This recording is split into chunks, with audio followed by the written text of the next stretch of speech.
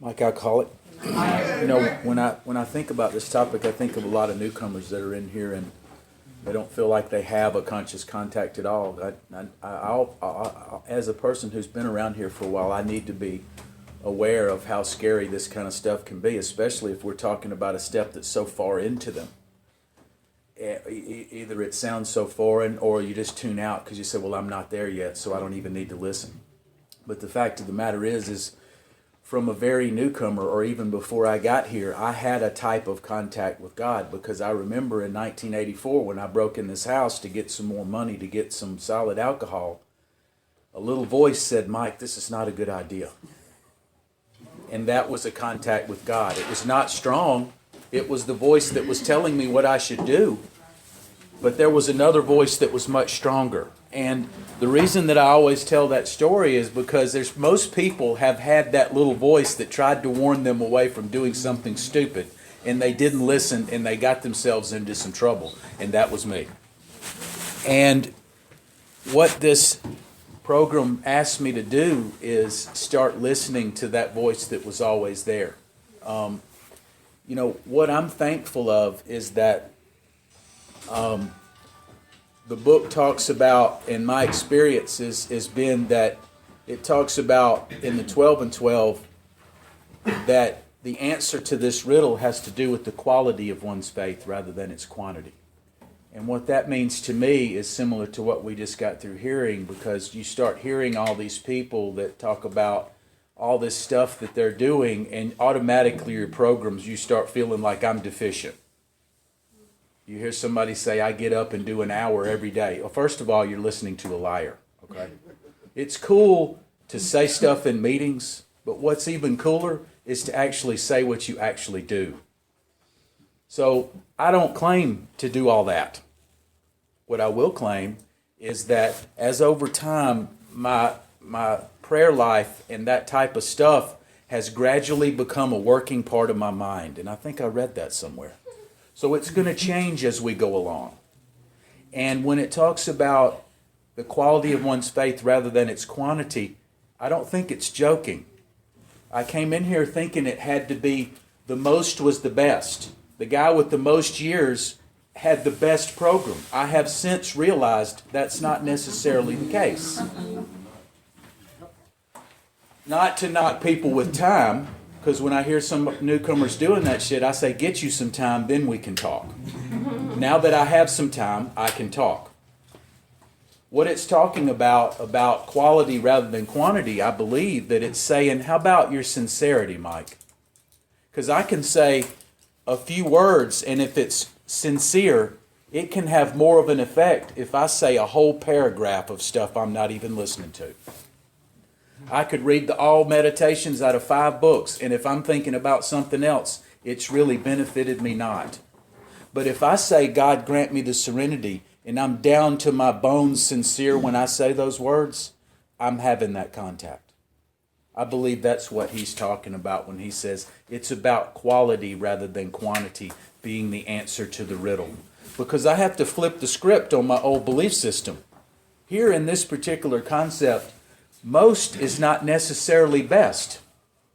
Quality is what's best. So if you're new, know this. You came in here with the voice. The trick is to learn how to listen to it and tamp down the other voice that was once louder. If you're a newcomer, listen to this. You already have the contact, and if you can have some sincerity, it matters not how long you say what you say. It's how I feel when I say what I say.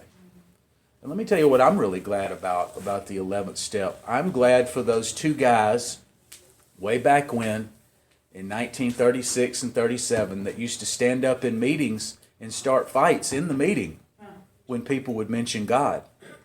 Jimmy B, Whiskey and Milk Man, was the guy I'm talking about. He used to stand up and scream and yell. And another guy was Hank P, who wrote Employers. Those were card-carrying atheists. So they had no conscious contact with God, or at least they didn't claim one. And the reason I'm saying I'm glad for those people is because Bill sat down with those 2 guys and said, hey, if y'all stop raising a ruckus in these meetings, if y'all will do that, I will add as we understood him in step 3 and step 11. If I do that, Thanks, brother. If I add, as we understood him, in step 3 and step 11, will y'all stop disrupting this program? And they said yes. Now, you as anybody in here knows, it's the addition of those words that has made this program possible for millions of people. Because the way the step was designed was not to have those words. Can you imagine it without those? So it took people that did not have any conscious contact to give us the opportunity to achieve any type of conscious contact. That's my point. So learning that story really gave me an appreciation of not only AA history, but how I know God had his hand in this program, because I believe he put those two hardcore arguing characters in these meetings. So most of us who come in here with this Grand Canyon of a problem between me and God gave me the opportunity in those words and those steps to have that. Because, the God of my childhood is still circling the First Baptist Church, striking down sinners. And I had already been told to think it was to do it. And I had already been told where I was going. At least that's what I heard. And I was really heartened to find out that I could have a conception of a God that will... And this is what Ebby told Bill. You can go look at AA Comes of Age and read about this. He talked about the religion of common sense. He told Bill, I've got religion. And Bill said, what brand of religion is it? And he said, it's the religion of common sense. And what that is I've got a God that's going to forgive me for what I've done. But here's the important piece that most of us, through my observation, miss. I got a God that's going to forgive me for what I've done, but expects me to live differently. Because see, what that says is I play a part in my recovery. I can't just pray hard enough and let Big G do it all, no matter than I can be starving and lock myself in a closet and expect God to shove an Oscar Mayer through the keyhole. It's not going to happen.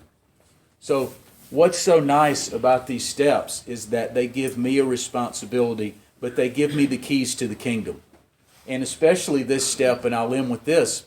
When I came in here, the problem was powerlessness. But then this step right here tells me by this time I have achieved a certain sense of power, and it's the proper use of that power. And I'm to ask for the proper use of that power. And what I have found is that person that was once a tornado, negative power through people's lives, now I can have the opportunity to be a positive power in people's lives and maybe help somebody for a change and atone for some of that shit that I used to do. This is about living this stuff, not just mouthing it. I just wanted to interject this and give some newcomers some hope about not all is not lost. You have the contact. It's about improving it. All is not lost. You don't have to know these long prayers. If you're sincere when you do them, that's have great effect. I just wanted to share that because I know there's a lot of newcomers in here, and I'll pass.